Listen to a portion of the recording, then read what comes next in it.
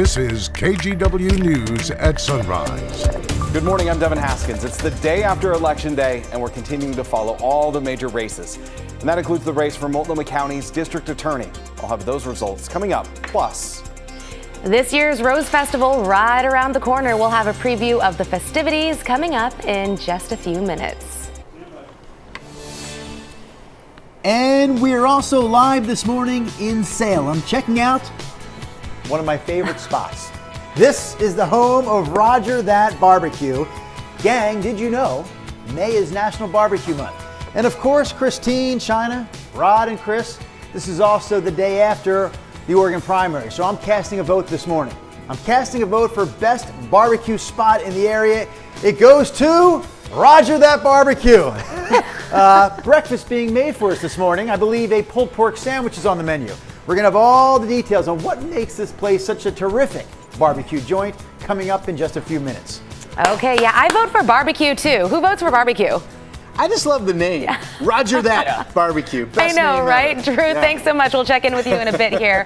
Hey, thanks for joining us on this Wednesday. As you said, lots of election coverage to get to. But before that, let's talk a little weather. Not as much weather as yesterday in terms of how it's going to impact your day. Yesterday, of course, we had the hours and hours and hours of steady rain. Today, we're into our more typical scattered shower with sunbreak pattern. There is a pretty good fetch, rather, of showers feeding in across Long Beach, Astoria. And then it kind of fizzles out somewhat as the activity moves into Portland down to Salem, where it's currently dry. We have showers up over the Cascades. There are some breaks in the cloud cover at this hour. 48 degrees is the temperature right now from the Wells Fargo building. I have us 57 at noon, 62 later today. We have seen snow up at Timberline Lodge, Mr. McGinnis. Oh my goodness. All right, let's take you to a little down lower, right? This is I-5 near the Interstate Bridge. Jansen Beach, there's your southbound commute. That looks pretty good, right? No problems there. No problems out of Wilsonville either. To Rod's point, the roads are wet up in the Cascade Passes this morning. And a reminder, as I show you this look of West Burnside, near the Burnside Bridge, that filming event continues in downtown Portland. There could be some light delays on the Burnside Bridge today between 1 and 3:30 this afternoon. Ladies? Yeah, good to know. Thank you so much, Chris. Now let's get to one of our area's biggest and most closely watched races. We're talking about the battle for Multnomah County District Attorney. Now at the moment, challenger Nathan Vasquez has double-digit lead over his boss, the current DA, Mike Schmidt. But the race has not been called yet. Devin Haskins is here in the studio with us with more on the race. Devin, good morning. Yeah, good morning. Since the first vote count was released last night, Nathan Vasquez has held on to a solid lead over Mike Schmidt in the race for Multnomah County's District Attorney. Now let's take a look at current results. You can see Nathan Vasquez there with more than 55%, 56% of the vote. Mike Schmidt with about 44% of the vote, with more than 117,000 votes coming in. At a campaign event for Nathan Vasquez last night, optimism was high as the results were coming in. If Vasquez holds on to this lead, he would unseat his boss, who was just elected in 2020. Schmidt was elected as a progressive, running on a platform of criminal justice reform. But in the years since, he's been the subject of negative billboards around the city, bankrolled by the group People for Portland. This race has been a nasty and expensive campaign with a barrage of attack ads and fierce debates. The race has already shattered fundraising records for the DA's position. Vasquez, a longtime Multnomah County prosecutor, blames Schmidt for Portland's recent problems with drugs and crime. He sold his candidacy as a return to accountability with promises to enforce the law around less serious crimes such as theft and vandalism. This is a time where I think a lot of our community are looking for that belief, that hope, and I believe tonight is going to be a change in that direction. And I really want to deliver that to our community in a way that feels positive and hopeful. You know, there's so many things that I look back and am proud of. Rebuilding the office, bringing up the staffing, I'm very proud of that. Helping rebuild the infrastructure, but also a lot of the disparity work with the Justice Integrity Unit. We've more than doubled the number of wrongful convictions found in Multnomah County. We've corrected those. Now, the results are not final, but if Vasquez goes on to win, he would take office in January. Back to you. Okay, thank you for that report, Devin. In Oregon's 3rd Congressional District, the Oregonian has declared Democrat Maxine Dexter the winner for her party. Earl Blumenauer currently holds the seat but is not seeking re-election this year. That leaves Dexter to face the winner of the Republican primary, Joanna Harbor, in the general election in November. KGW's Alma McCarty has more on Dexter's win last night. Something that stuck out at Maxine Dexter's watch party in North Portland Tuesday night, the excitement, but also the expectation. With the many endorsements she secured and the amount of money that was funneled into her campaign for Oregon's 3rd Congressional District, many of the supporters who were gathered here fully expected her to win the nomination. In North Portland, cheers and celebration as the Oregonian called the race, declaring Maxine Dexter the winner. I am notoriously someone who plans for the worst and hopes for the best, so that was beyond anything I would have imagined. First primary results revealed just after 8 p.m. showed Dexter with more than half the vote, beating out the 2 other Democratic frontrunners, Sushila Jayapal and Eddie Morales. Her lead holding steady as more results trickled in. It is such a humbling honor, exciting. I see amazing opportunity ahead of us.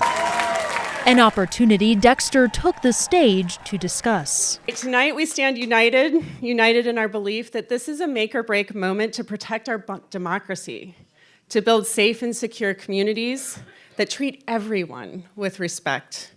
We have to tackle our climate crisis, restore access to abortion care,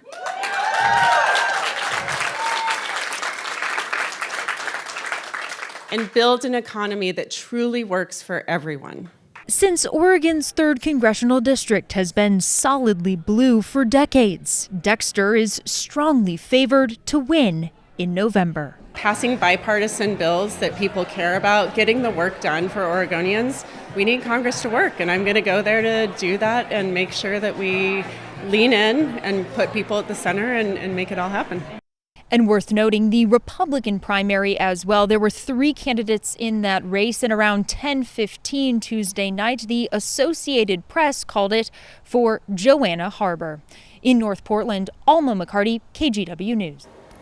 The Oregonian has called the race for Oregon's 5th district. Democrat Janelle Bynum earned 69% of the vote over Jamie McLeod Skinner. Bynum will be up against Republican incumbent Lori Chavez-DeRemer in the fall, who won unchallenged in the primary. Now let's take a look at some of the statewide races. In the Democratic primary for Secretary of State, current state treasurer Tobias Reed is the declared winner with just over 70% of the vote. Reed will take on State Senator Dennis Linthicum, who won the Republican primary with 66% of the vote. And in the race for state treasurer, the Oregonian projects Elizabeth Steiner will clinch the Democratic nomination. She'll face State Senator Brian Boquist in the fall, who is running unopposed. If there is a race that you're interested in that we just didn't happen to mention, you can text the word election to 503-226-5088. You can see the number there on your screen. We'll send you back a link that takes you straight to our full election results. You can also find them right now on our website, kgw.com, or the KGW News app. We are just 2 days away from the start of this year's Rose Festival. The annual event will start this Friday with the City Fair at Waterfront Park in downtown Portland. The fair will go on for the next 3 weekends. The Starlight Parade is on Saturday, June 1st. Fleet Week starts June 5th. And finally, the Grand Floral Parade is on June 8th. Yeah, I'm sure they're hoping for a little dry weather, especially, as they start things off this weekend, Rod. Yeah, Friday, Saturday showers, probably. Well, right now, Friday morning looks wetter than the afternoon, and Saturday morning looks wetter than the afternoon. Okay. But Sunday, Monday look great, all dry. Here's a look at where we are right now. We have scattered showers feeding inland, really across both states, right? I still think overall there will be more rain the farther north you go today and less rain to the south, which is what we did see yesterday in terms of amounts. The big difference today for Portland and Salem and Vancouver is that this is a scattered shower pattern. It's not the steady rain we had yesterday as expected. And we'll get our fair share, I think, dry time with some sunbreaks mixed in. Need to adjust the iris on the Wells Fargo camera, but there are breaks in the cloud cover up there. 48 degrees is the current temperature, 46 in Kelso, 50 in the Dalles, Astoria, and Newport. Everybody's fairly mild, meaning nobody's really cold because of the cloud cover statewide. 45 in Bend, 46 out in Baker City. Here's the way Futurecast shows it. The weather models really blow up the Cascades as the bullseye of activity today. Very little rain once we get into the day expected along the coast. Scattered showers in the valley. And I still hold on to the chance, because the air is so chilly up top, that there could be an embedded spotty downpour or hailstorm mixed in. We do have snow falling at Timberline right now, and the snow level today would be around 4,000 feet. But I believe the Cascade passes likely we'll see ground temperatures stay above freezing, so that would mean no issues there. But I would check conditions before you go. Here's where we at on the clock. 1:30 this afternoon, okay? And then here we are this evening. Shower chances go away really about the time the sun goes down tonight. And then we'll be all dry tomorrow. The next batch of moisture comes in, it looks like Thursday overnight into Friday morning. And then here's the wide look just to show you the scattered shower activity all the way over into Idaho at 5:30 this afternoon. All right, so the beach. Right now we have showers up in Astoria, but this will quickly go on to be a day where a lot of you will see very limited rain and a lot of dry time and partly cloudy skies. High temperatures will be in the 50s. Noticeable west breezes today, 10 to 20 miles per hour. I think there's a noticeable west breeze in the valley too, 10 to 20. Temperatures only around 60 degrees, so still running well below normal for this time of the year.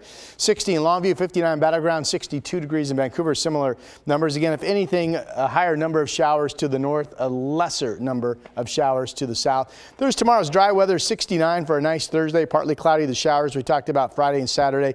And then the warm up with the dry weather on Sunday and Memorial Day Monday right now shows up at 75 degrees. The next rain chance could come in as early as Tuesday. It's definitely here by that following Wednesday, and that's your update.